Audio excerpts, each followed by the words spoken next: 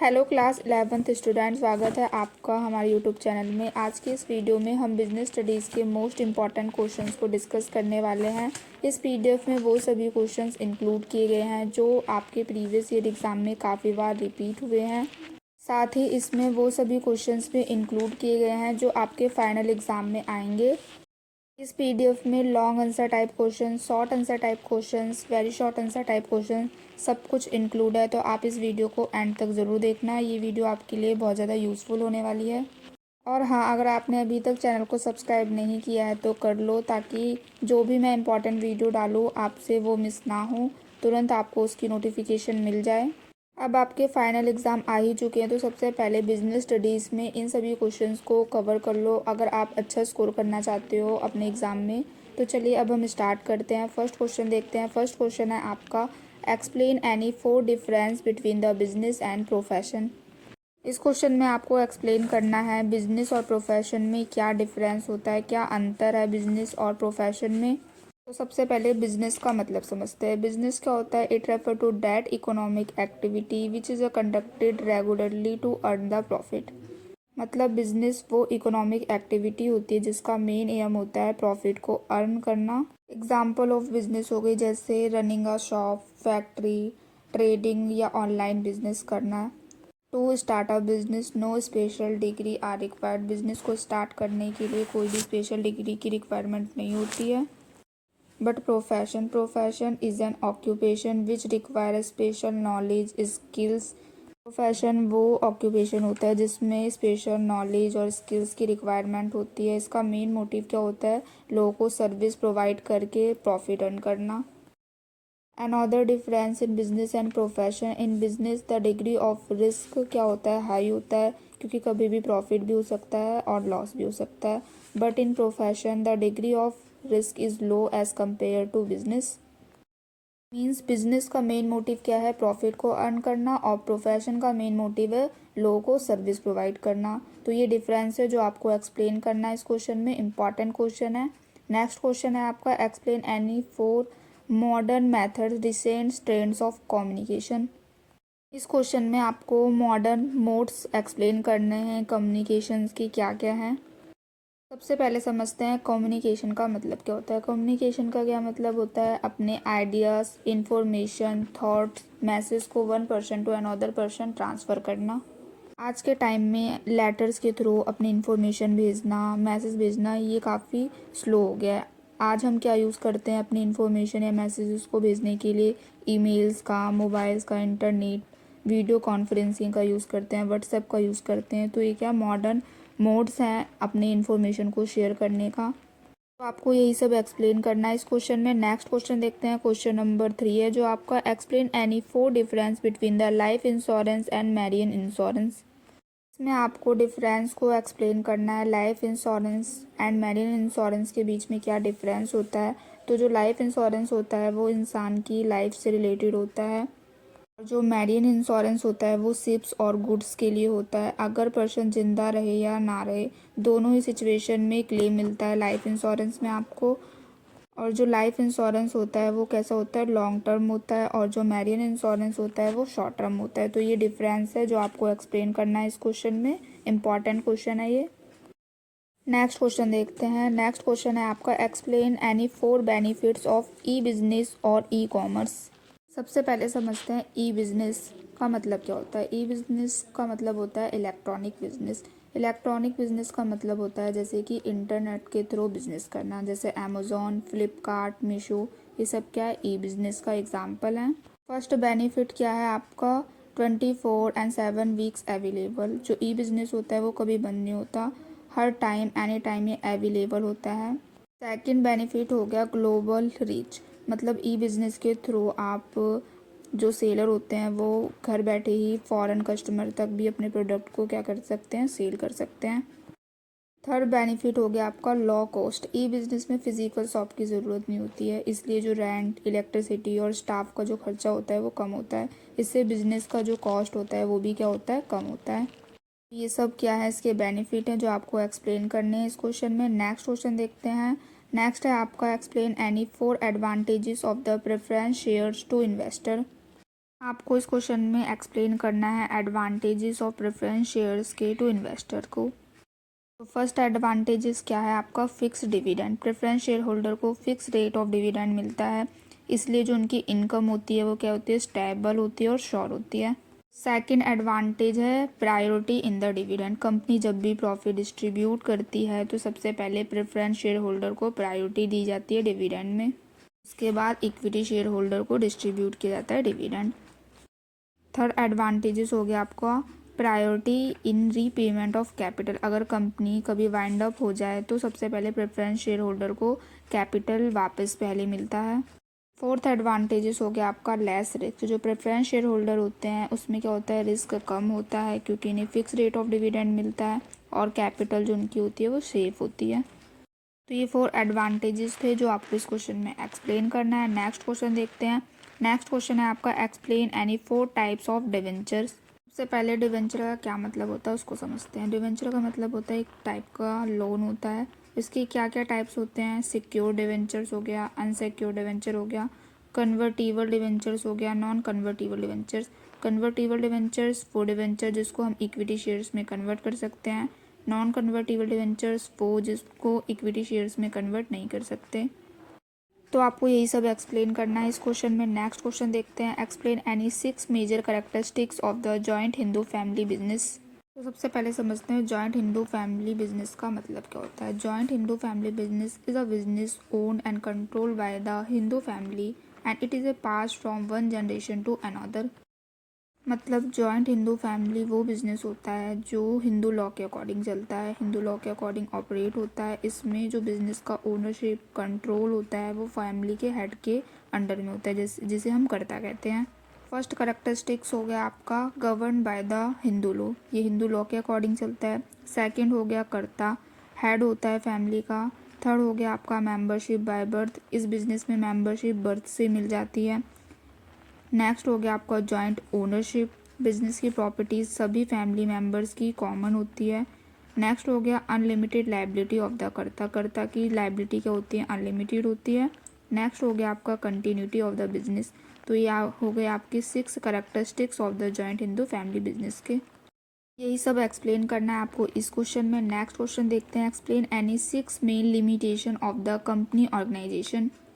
इस क्वेश्चन में आपको एक्सप्लेन करना है कंपनी ऑर्गेनाइजेशन के क्या क्या 6 मेन लिमिटेशंस हैं। कोई भी 6 मेन लिमिटेशन एक्सप्लेन करना है। कंपनी संगठन की कोई 6 मुख्य सीमाएं। कंपनी की क्या क्या लिमिटेशन है। फर्स्ट लिमिटेशंस होगी आपकी costly and complicated formation. Company को फॉर्म करने में काफ़ी खर्चा आता है और ये जो प्रोसेस होता है वो काफ़ी कॉम्प्लिकेटेड होता है। नेक्स्ट होगी आपकी एक्सेसिव लीगल फॉर्मेलिटीज़। कंपनी को फॉर्म करने में बहुत सारी लीगल फॉर्मेलिटीज़ को भी क्या करना पड़ता है, पूरा करना पड़ता है। थर्ड लिमिटेशन होगी आपकी delay in decision making. Company में डिसीजन बहुत ही स्लो होते हैं क्योंकि बोर्ड मीटिंग्स और अप्रूवल में काफ़ी टाइम लग जाता है। फोर्थ हो गया आपका lack of secrecy, lack of secrecy की भी कमी होती है। फिफ्थ लिमिटेशन हो गया आपका separation of ownership and control. Next हो गया आपका sixth limitation impersonal work and environment. ये 6 लिमिटेशंस है कंपनी ऑर्गेनाइजेशन के जो आपको एक्सप्लेन करना है। इम्पॉर्टेंट क्वेश्चन है, कई बार रिपीट हुआ है प्रीवियस ईयर एग्जाम में, तो आप इसको अच्छे से कर लेना। चलिए अब हम नेक्स्ट क्वेश्चन डिस्कस करते हैं। नेक्स्ट क्वेश्चन है आपका explain any 6 clauses of memorandum of association. Memorandum of association जिसे हम MOA कहते हैं, कंपनी का कॉन्स्टिट्यूशन होता है। इसमें क्या होता है, इसमें लिखा होता है कि कंपनी क्या काम करेगी, उसकी क्या क्या लिमिट्स हैं, ये सब डिफाइन होते हैं। तो सबसे फर्स्ट क्लॉसेस हो गया आपका नेम क्लॉसेस। इस क्लॉसेस में कंपनी का नाम लिखा होता है। प्राइवेट कंपनी के नाम के एंड में प्राइवेट लिमिटेड लिखा होता है और पब्लिक कंपनी के एंड में लिमिटेड लिखा होता है। सेकंड क्लॉसेस हो गया आपका सिचुएशन क्लॉसेस। इसमें कंपनी का रजिस्टर्ड ऑफिस, उसका एड्रेस डिफाइन होता है। ये इससे पता चलता है कि कंपनी किस स्टेट में रजिस्टर्ड है।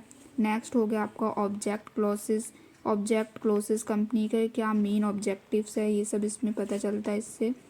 नेक्स्ट हो गया आपका लायबिलिटी क्लॉसेस। इस कंपनी की क्या लायबिलिटी है, मेंबर्स की क्या लायबिलिटी है, ये सब इसमें डिफाइन होती है।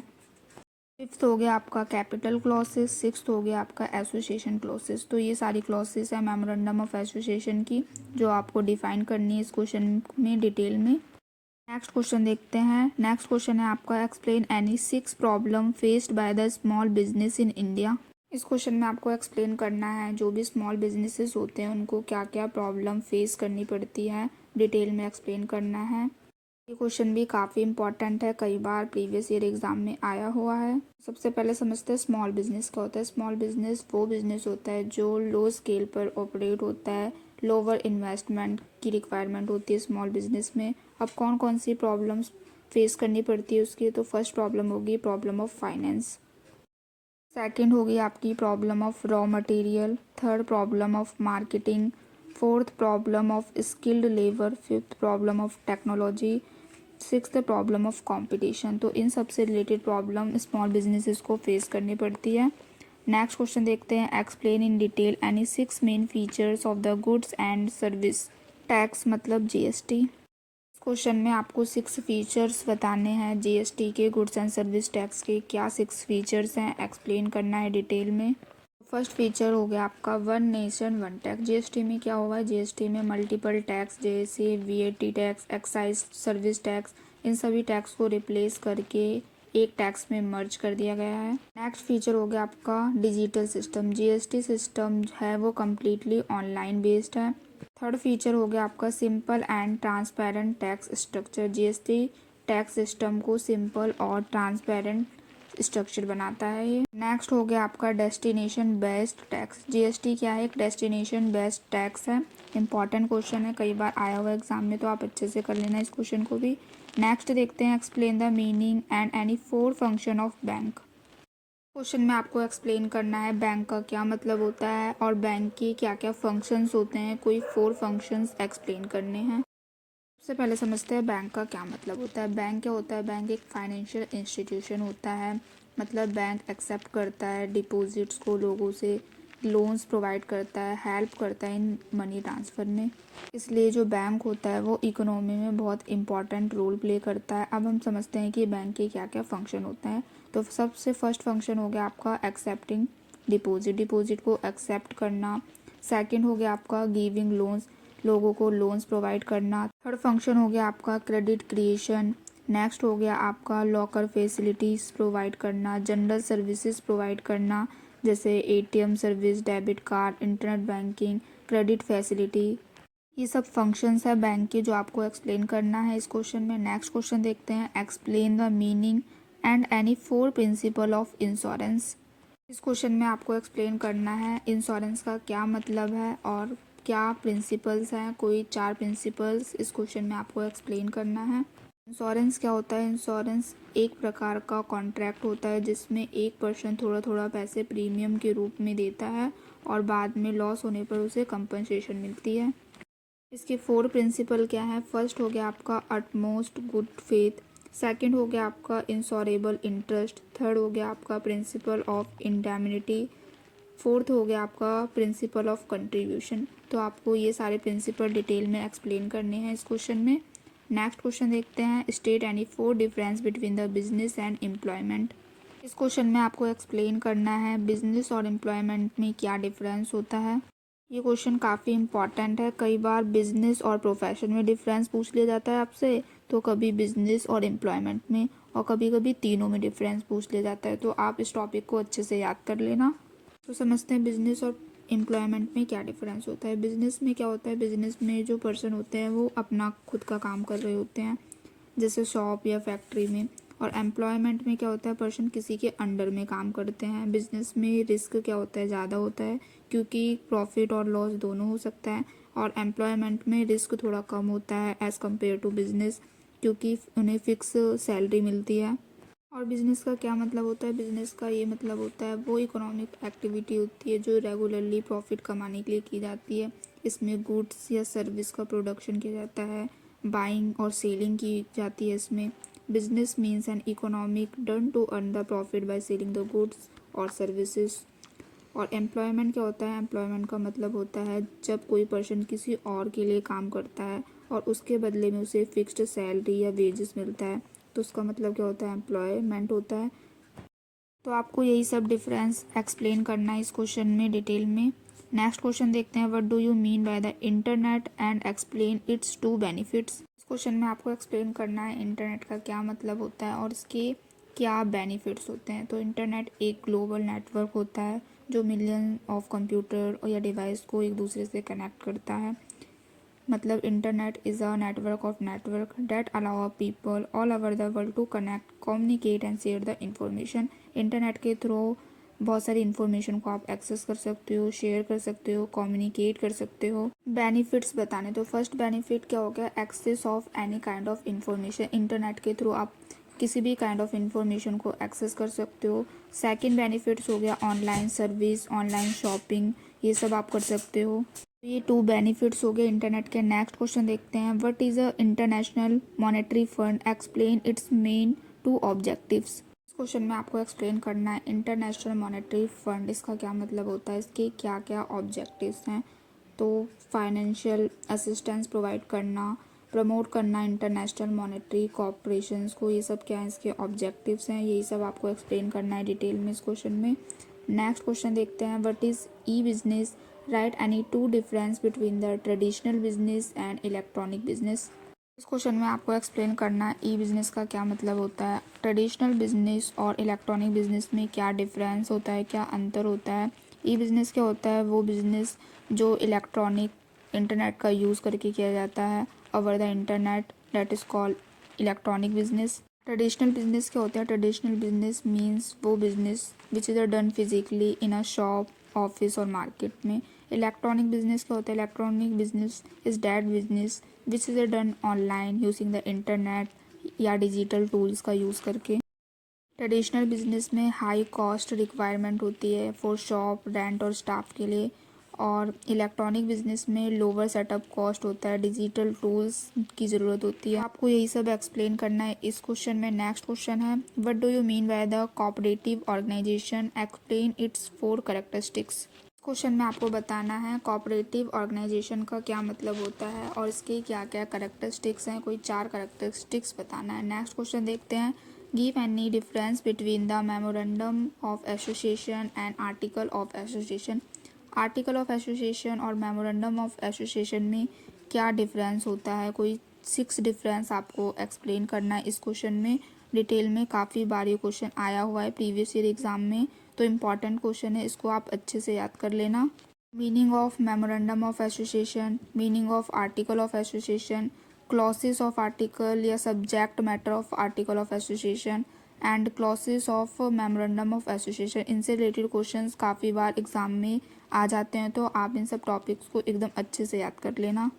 नेक्स्ट क्वेश्चन देखते हैं। नेक्स्ट क्वेश्चन है आपका, explain any 6 limitations of issuing equity shares to raise long term finance. सबसे पहले समझते हैं इक्विटी शेयर का मतलब क्या होता है। इक्विटी शेयर्स वो शेयर्स होते हैं जिसपे रेट ऑफ डिविडेंड फिक्स नहीं होता है, इनको वोटिंग राइट होता है और जो इन्हें डिविडेंड होता है वो प्रेफरेंस शेयर्स के बाद मिलता है। फर्स्ट लिमिटेशन हो गया आपका high cost. Issuing equity share is expensive because companies needs to pay legal fees, underwriting charges, printing and advertisement expenses. इन सभी एक्सपेंसेस को पूरा करने में हाई कॉस्ट लगता है इसमें। नेक्स्ट हो गया आपका डिविडेंड एक्सपेक्टेशंस। शेयर होल्डर को हमेशा रेगुलर डिविडेंड मिलने की उम्मीद रहती है, चाहे कंपनी प्रॉफिट कम करे या ज़्यादा। नेक्स्ट हो गया आपका no tax benefit and time consuming, and next हो गया आपका मार्केट कंडीशन डिपेंडेंट। तो ये सब हो गए लिमिटेशंस इक्विटी शेयर्स को इशू करने के लिए to raise long term finance. आपको यही सभी पॉइंट्स डिटेल में एक्सप्लेन करना है, इंपॉर्टेंट क्वेश्चन है, ये भी कई बार आया हुआ है प्रीवियस ईयर एग्जाम में। नेक्स्ट क्वेश्चन देखते हैं। नेक्स्ट क्वेश्चन है आपका, explain any 2 characteristics of the business activities.